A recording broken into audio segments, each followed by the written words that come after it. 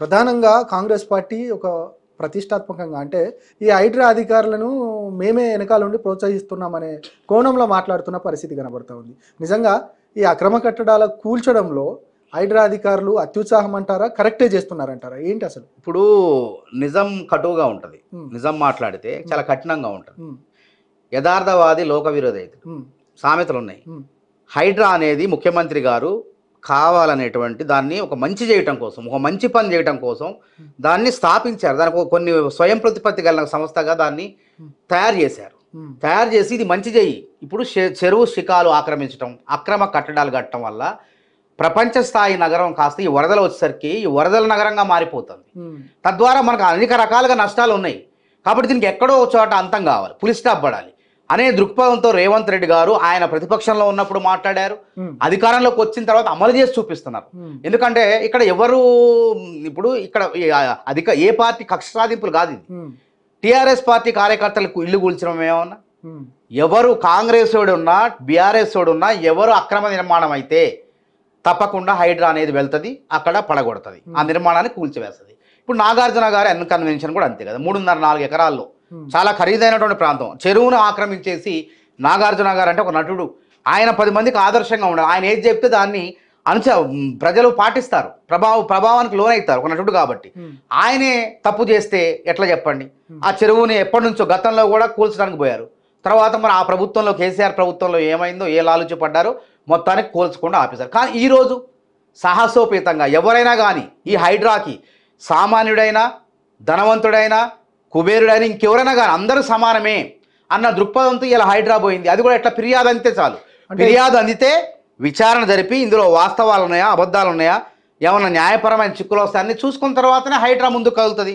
ఆ విధంగా టీఆర్ఎస్ వాళ్ళు ఒక అలిగేషన్ చేస్తూ ఉన్నారు ప్రధానంగా. అంటే నిన్న పొంగులేటి వివరణ ఇచ్చినప్పటికీ కూడా పొంగులేటిది కూడా బఫర్ జోన్లో ఉంది. దాంతోపాటు మాజీ ఎంపీ ఇప్పుడు ప్రస్తుత అది ఎమ్మెల్యేగా ఉన్న వివేక్ వెంకటస్వామి, వివేక్ వెంకటస్వామి ఇల్లు కూడా బఫర్ జోన్లో ఉంది, ఖచ్చితంగా అక్రమ కట్టడమే అంటూ కూడా వాళ్ళు ఒక అలిగేషన్ తీసుకొచ్చారు. అలిగేషన్ కాదు, ఫిర్యాదులు చేయాలి. ఇప్పుడు ఫిర్యాదు చేసిందన్నీ కూడా భవనాలన్నీ కూడా కూల్చారు హైడ్రా. ఇప్పుడు నిజంగానే ఉంటే శ్రీనివాస్ రెడ్డి గారే సవాలు విసిరారు, నాది కూల్చండి ఆయన అన్నాడు.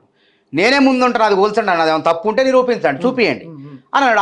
అంత బహిర్గతంగా ఆయన సవాలు విసిరిన తర్వాత కూడా ఈ విధంగా మాట్లాడటం అంటే ప్రజలను తప్పుదోవ పట్టించడం కాదా?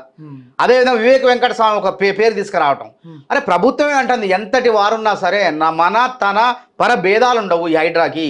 ఎవరైనా సరే తప్పు చేస్తే అక్రమ కట్టడం అయితే నోటీసులు లేకుండానే కూల్చేస్తుంది అంటే అని స్పష్టంగా చెప్తున్న తర్వాత కూడా వాళ్ళకి అర్థం కాకపోతే ఏ భాషలో చెప్పాలా? వాళ్ళకి చెప్పండి, తమిళంలో చెప్పాలా, తెలుగులో చెప్తున్నాం మనం, చెప్పండి ఇంగ్లీష్లో చెప్పాలా, ఏ భాషలో చెప్తే అర్థమైంది వాళ్ళకి చెప్పండి. అంటే కేటీఆర్ టార్గెటే ఈ హైడ్రా ముఖ్య ఉద్దేశం అనేది కూడా ఒక ఆరోపణ ఉంది. ఏంటంటే కేటీఆర్ జన్వాడ ఫామ్ హౌస్ కు సంబంధించిన ఆ కూల్చడానికి అంటే ఆయనది కాదు, ఆయన మిత్రుడిది అని కేటీఆర్ చెప్తున్నప్పటికీ కూడా అదే టార్గెట్ అనేది ప్రధానమైన. కేటీఆర్ టార్గెట్ ఎందుకు? ఆయన కాదంటాడు కదా, ఆయన కానప్పుడు ఎందుకు భయం?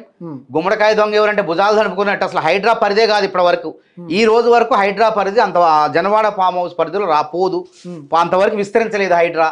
మరి ఎందుకు గుమ్మడికాయ దొంగ అంటే భుజాలు తడుపుకున్నట్టు కోర్టుకు పోయి? నీది కానప్పుడు మెలకుండా ఉండొచ్చుగా, నీది కానప్పుడు నువ్వు ఎందుకు మాట్లాడాలా?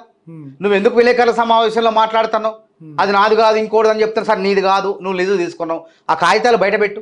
నువ్వు ఎవరి దగ్గర లీజు తీసుకున్నావు, ఎంత డబ్బులు చెల్లించినవు, నెలకి ఎంత కట్టినవు, లేకపోతే ఒకేసారి చెల్లించినవా, ఆధారాలు చూపి లీజు తీసుకుంటే. అంటే ప్రజల్లో బయటపడేసరికే ఈ విధంగా మాట్లాడతా. అంటే రేవంత్ రెడ్డి గారిని అరెస్ట్ చేసేటప్పుడు డ్రోన్ ఎగరేసిన పెట్టినప్పుడు కేసులో రేవంత్ రెడ్డి గారు తప్పుడు కేసు పెట్టారు. జనవాడ ఫామ్ హౌస్ భాగోతాన్ని అప్పుడు పిసిసి అధ్యక్షుడిగా రేవంత్ రెడ్డి గారు బయటికి తీసుకొస్తే ఆయన మీద అక్రమ కేసు బనాయించి చర్లపల్లి జైలు చీకటి కొట్టంలో బంధించారు, ఉగ్రవాదుల్ని పెట్టే గదిలో బంధించారు ఆయన్ని. మరి అప్పుడు ఏం చెప్పుకున్నావు రిపోర్ట్లో? అది నాదే అన్నావు. మరి ఇప్పుడు ఏమంటున్నావు?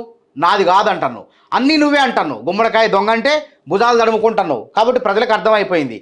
కాబట్టి ఇంకా హైడ్రా తప్పకుండా పరిధి విస్తరిస్తే తప్పకుండా జన్వాడైంది ఎవరి ఫామ్ హౌస్ ఉన్నా సరే కూల్చివేస్తుంది. కాంగ్రెసా బీఆర్ఎస్ పార్టీలు ఉండవు, దానికి పార్టీలు కదా. అక్రమ కట్టడమా కాదా అనేటువంటి అంశాలు పరిశీలించిన తర్వాత ఫిర్యాదులు అందిన తర్వాత వాటిని విచారణ జరిపి ఆ కాగితాలన్నీ కూడా పరిశీలించిన తర్వాత అప్పుడు హైడ్రా బుల్డోజర్లు వెళ్ళి కూలగొడతాయి. దీనికి భయపడుతున్నారు. హైడ్రా అంటే గుండెల్లో దడదడంటుంది కేటీఆర్కి. అంటే ఎన్ని ఆక్రమించారు ఇంకా చుట్టుపక్కల బినామీ పేర్లతో, ఇవి కాకుండా ఇంక ఎన్ని ఆక్రమించారో. కాబట్టి అవన్నీ కూడా బయటకు వస్తాయని చెప్పి పొంగులేటి శ్రీనివాసరెడ్డి మీద, వివేక్ వెంకటస్వామి మీద ఇట్లా చెప్పి అంటే అట్లాంటి ఆగుతారేమో అని. అస్సలు కాంగ్రెస్ ఇది అస్సలు మాట విన్నే వినదు. ఎందుకంటే రేవంత్ రెడ్డి గారు ఒక్కసారి నిర్ణయం తీసుకుంటే ఆయన అసలు ఎవరి మాట వినరు. ఆయన నిర్ణయం అట్లా కటువుగా ఉంటాయి. తన సొంత తమ్ముళ్ళు అయినా సరే అక్కడ బఫర్ జోన్లో నిర్మిస్తే తప్పకుండా చర్యలు తీసుకుంటారు. ఇప్పుడు తిరుపతి రెడ్డి గారిది ఉన్నా, కొండలరెడ్డి గారిది ఉన్నా, ఎవరిదన్నా చర్యలు తీసుకుంటారు.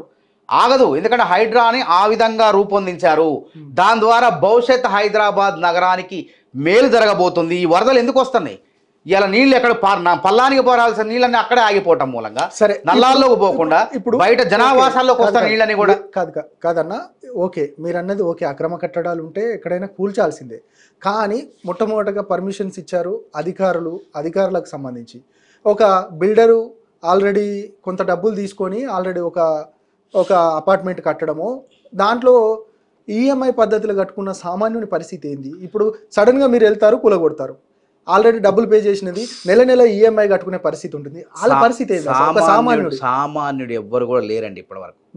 పెద్ద పెద్ద భవన నిర్మాణ యజమానులే ఉన్నారు.